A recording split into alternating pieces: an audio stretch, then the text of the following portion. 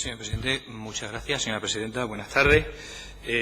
Lamento tener que disgustarla o desilusionarla, pero creo que es necesario que aclaremos dos cosas. Que lamento tener que informarle, y que creo que es preciso que aclaremos dos cosas. En primer lugar, la comisión no se dirige solo a investigar lo que ha pasado, y usted no está aquí por, evidentemente, las políticas que llevaron anteriormente los dos presidentes que ya han comparecido, sino por lo que ha sucedido también durante su etapa de gobierno, es decir, por las omisiones que se han producido en materia de formación por el empleo. Por un lado, que usted está aquí citada por las omisiones. Hasta 2015 se supone que la comisión tiene autorización para investigar, por un lado, y por otro, aunque evidentemente podamos sacar conclusiones de mejora, la parte fundamental de la comisión de investigación es la responsabilidad política correspondiente que se debe de originar, supuestamente, tras la recepción de información. Quisiera preguntarle por qué desde 2013 su Gobierno ha reiterado los anuncios de que se iba a poner en marcha la formación y los plazos no se han cumplido. Marzo de 2013, abril de 2014, en el invierno de 2015, nuevamente en enero el consejero anunció que se pondría en el primer trimestre la formación en marcha. Entonces la pregunta es ¿por qué se anunciaba si no se cumplía? Cuando habla de omisiones, ¿a qué se refiere? A no hacer, ¿no? A no convocar los cursos. Ah, no convocar los cursos, es decir, una no actuación. Sí. No, hombre, que quiero conocer a qué se refiere usted, a una no actuación. Es decir, cuando no se actúa, cuando no se omiten cursos, es decir, no ha habido cursos que investigar, ¿correcto? Bien, de acuerdo. No, era por aclararlo, Mira, para mí es importante poder estar aquí, porque puedo contribuir a dos cosas, creo que puedo contribuir a dos cosas. Una, a dar la información que tenga, que creo que es mi obligación como presidenta de Andalucía, y segundo, que si además lo que sacamos es útil, pues creo que ganamos socialmente todos, ¿no? Alguien hablaba antes de menoscabo social. Yo creo que todo lo que sea mejorar la actuación de las instituciones, pues es un beneficio que reciben los ciudadanos. Me hacía referencia a por qué desde el año 2013, y le voy a poner un ejemplo y lo va a entender. Mire, este Gobierno decidió mantener la paralización del Gobierno anterior, del Gobierno de coalición del que yo formaba parte y del anterior, ¿de acuerdo? Desde el 2011 no hay convocatoria de subvenciones a la formación en Andalucía. Y además es una decisión contundente, así lo dice el propio interventor general, que es una decisión muy contundente. ¿Podía haberse tomado una decisión tibia? Sí, se podía haber tomado una decisión tibia, pero las posiciones tibias a veces pueden no ser suficientes cuando no se conoce si ha habido daño, si no ha habido daño, si el procedimiento tenía fugas, que lo quise representar antes con el tema de las tuberías, me viene de casta lo de las tuberías, y si no sabíamos si había fugas o no había fugas, pues una decisión tibia tiene dificultades. ¿Y por qué le digo esto de la decisión tibia? Porque, mire, el Gobierno de España decidió otra cosa, y la ministra Báñez, por ejemplo, mantuvo las convocatorias. Y cuando aparecieron en la prensa los problemas con algunas empresas, como por ejemplo la del señor Ojeda, de la que se ha hablado mucho estos meses, pidió un informe a los servicios jurídicos del Ministerio para saber si podía evitar conceder alguna subvención a ese señor. Ya le había pagado el 100%, cosa que aquí no era posible, por eso ha tenido que ir a los tribunales, porque tenemos el 75% y ahora vamos a tener el 60-40%. Pero además, lo que le contestaron los servicios jurídicos es que no podía impedirlo, porque en la gestión de lo público, como usted sabe bien, porque sé que es un jurista acreditado, no cabe la discrecionalidad. Y por el hecho de que una noticia aparezca en los medios de comunicación, no impide que una persona acceda a una convocatoria con concurrencia competitiva. Si eso hubiese pasado aquí, no me imagino si este Gobierno, en esa nube de sospechas, llega a dar subvenciones a empresas que estaban siendo investigadas en ese mismo año, es decir, en el año 2013-2014, que es cuando se han producido esas convocatorias. Llegamos a dar subvenciones a empresas que con todo el derecho podrían haber concurrido, como ha pasado en el Ministerio, y que quiso impedir la ministra, cuidado, que por eso pidió el informe a los servicios jurídicos. No me imagino lo que yo hubiera tenido que escuchar en esta Cámara y hasta dónde habríamos llegado. Entonces, las decisiones contundentes, a veces, pues es verdad que tienen ese coste, pero las tibias, fíjese el coste que tienen. Y yo siempre apuesto por la contundencia, aunque en algunos casos, evidentemente, esa contundencia hay que explicarla. ¿Y sabe por qué lo hago? Porque entiendo, además, y se lo voy a terminar de explicar, si me lo permite, entiendo, además, que cuando estoy gestionando lo público, estoy gestionando los impuestos de los ciudadanos. Y si ha habido 600 millones de euros, o 500, o 700, da igual la cifra, que no se han gastado en estos tres años, no se han perdido, están en las arcas públicas. Y yo le ofrecí 2 salidas al Gobierno de España, 2 salidas, y una de ellas personalmente al propio presidente del Gobierno. Es decir, que el dinero no haya venido aquí a la formación no significa que no se haya perdido, está en las arcas públicas. Es decir, que cuando yo pago mis impuestos no digo, solo pongo una cruz, que es la de la Iglesia u otras entidades, pero no decido cuánto va a educación, desgraciadamente, cuánto va a sanidad, cuánto va a dependencia, ¿verdad? Pago mis impuestos. Pues ese dinero que no ha llegado a Andalucía está en las arcas públicas. Y se podían haber hecho 2 cosas con ese dinero. Una, haber modificado la norma injusta de febrero del 2013 y dejar acumularla a las comunidades autónomas para que todo el mundo hubiera podido parar, ser llamados en la Moncloa o donde esté la consejería, el Ministerio de Trabajo, a analizar qué pasaba y cuando estuviéramos claros que no había fugas en el sistema, haberlas dado con efecto acumulativo. Y la segunda, la que yo le pedí a Rajoy, la que le pedí al presidente del Gobierno, las 2 veces que fui a verlo a la Moncloa, que el dinero de Andalucía se gastara en un plan de empleo que viniese a complementar los planes de empleo propios que el Gobierno de la Junta estaba poniendo en marcha. De esa manera, pues evidentemente, no se habría perdido no un duro, no para Andalucía, porque, insisto, para mí las arcas públicas de España son mías también. Simplemente hubiéramos podido disponer de ese dinero en planes de empleo que yo creo que tendrían buenos resultados en estos momentos. Pero no me ha contestado a la pregunta. La pregunta era por qué lo anunciaban pero no se convocaban. Entonces, quiero preguntarle lo siguiente entonces. Usted me está diciendo que por mera sospecha se suspendió la convocatoria de las subvenciones para formación para el empleo.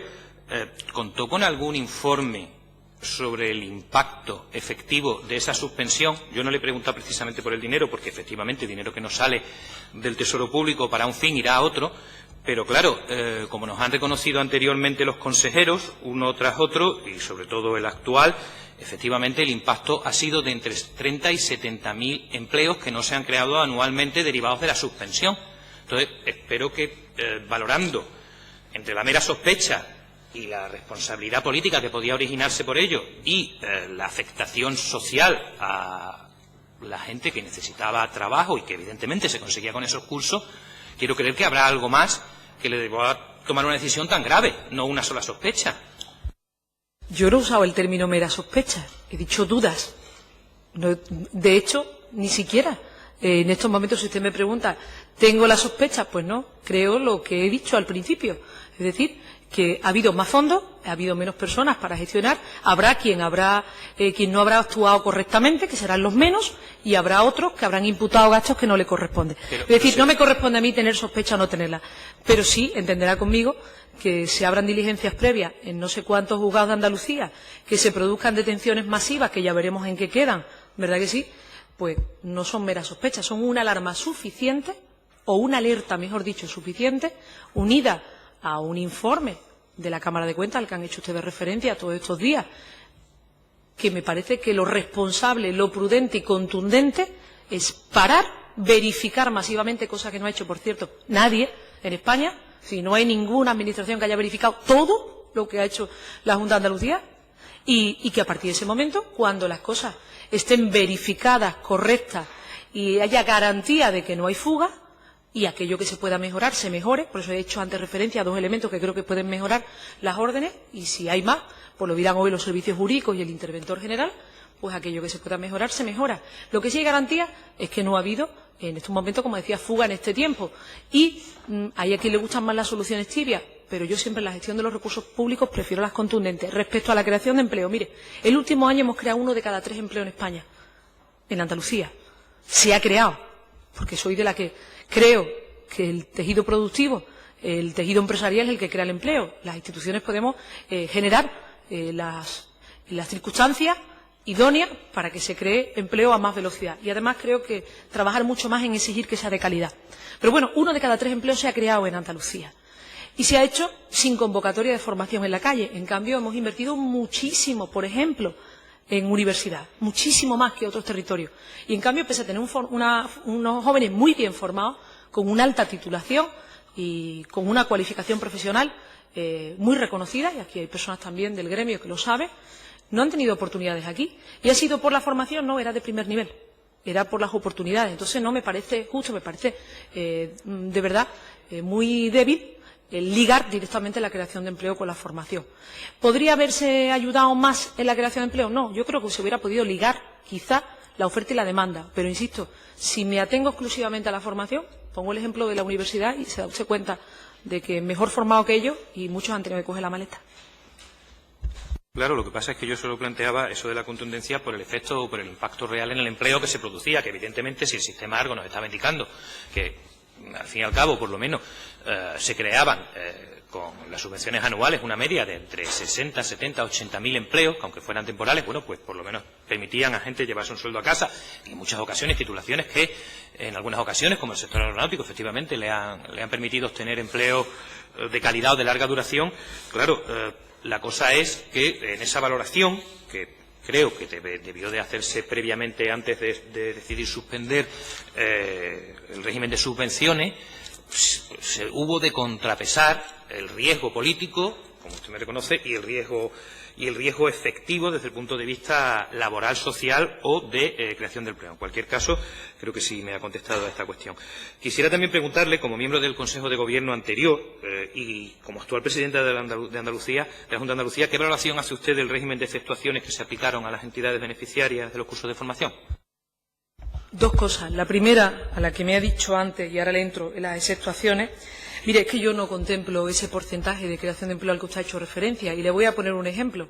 Ha nombrado el sector aeronáutico, un sector del que luego hablaremos, si tiene ocasión, a lo largo de la comisión, de la tarde de hoy, porque además yo creo que parte de ese sector, de la formación de ese sector aeronáutico se puede ya prestar desde lo público, cosa que hasta ahora no había sido viable, y creo que sería una apuesta interesante, ligando la universidad a los centros de formación profesional, y así se lo he trasladado a los representantes de los directores de secundaria en Andalucía. Pero mire, ahí se han creado el pasado año 9.000 empleos, ahí directamente, en el sector aeronáutico en Andalucía. Entonces, ¿significa que porque no haya habido formación no se ha creado empleo? Falso. Se han creado 9.000 empleos. Es decir, ha crecido lo que ya es hoy un pilar consolidado de nuestro tejido productivo en Andalucía, ha generado empleo, pero es que lo ha generado todos los años de crisis económica. Y no ha ido ligado a la creación de empleo a la formación, sino a las oportunidades que se han generado en un sector donde en Andalucía se está posicionando bien en el contexto nacional y en el contexto internacional, sobre todo gracias a la apuesta por la investigación. Por eso le decía que es muy importante ligar la formación profesional reglada con la universidad y con la empresa.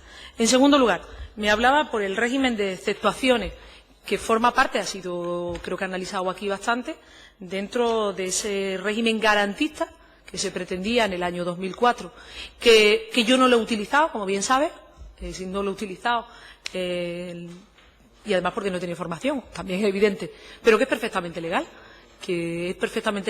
y que cada consejero lo ha podido explicar en esta Cámara, pero que, bueno, mi Gobierno ni lo ha utilizado porque tampoco tenía formación tampoco para utilizarla, y no lo hubiese utilizado, sobre todo porque creo que en estos momentos es mejor las modificaciones que hemos llevado a cabo en la orden. Lo que sí es verdad que las exceptuaciones lo que permiten, que esto es la contrariedad, es decir, lo que permiten es que Andalucía utilice el mismo sistema que el resto de España. Es decir, es la compensación, llamémosla de alguna manera, para poder utilizar el mismo régimen que de España cuando la Administración no ha podido verificar todas las justificaciones y para no perjudicar a un tercero. Mire, eso está ahí, está en la norma y es fruto, evidentemente, de un sistema más garantista que pretende no perjudicar a terceros, pero mi Gobierno no lo ha utilizado y creo que ha tenido oportunidad de hablar con cada uno de los consejeros que sí hayan podido utilizarlo. Gracias. De acuerdo a las conclusiones que hemos ido obteniendo a raíz de las comparecencias de los distintos consejeros, de usted mismo se ha reconocido que evidentemente ha habido errores, irregularidades, mala gestión o anomalías, llámesele como quiera, en el funcionamiento del régimen de subvenciones para la formación, ¿no? Teniendo en cuenta, y en eso insistimos mucho desde el Grupo Parlamentario Podemos, que nosotros sí hemos hecho una escrupulosa distinción entre las responsabilidades penales y políticas y jamás se ha traído aquí ninguna cuestión desde el punto de vista judicial, quisiera preguntarle quién es el responsable político de esas irregularidades, porque las cosas no han pasado porque sí, es decir, habrá algún responsable, ¿no? Gracias, señoría. Ha transcurrido su tiempo. Entonces usted tiene más información de la que tengo yo. Primero porque yo no sé qué irregularidades en estos momentos han ocurrido, en el sentido de que esta comisión tiene que ir a los hechos. Yo le he hecho mi interpretación de lo que creo, que cuando uno aspira a ser más garantista tiene que poner también los recursos humanos, en este caso los empleados públicos necesarios, para verificarlos. Y como ha habido casos de empresas que no han cumplido con la normativa, ahora lo que hay que determinar si en alguno de esos casos alguna de esas empresas cometió fraude, que evidentemente todo el peso de la ley, y quienes simplemente hayan computado los gastos que no deberían haber computado, pues eso evidentemente tendrán que reintegrarlo a las arcas públicas, que son donde deben de estar. Entonces, a su juicio, ¿no existen responsabilidades políticas o no cree que puedan derivarse responsabilidades políticas en la gestión de la formación para el empleo?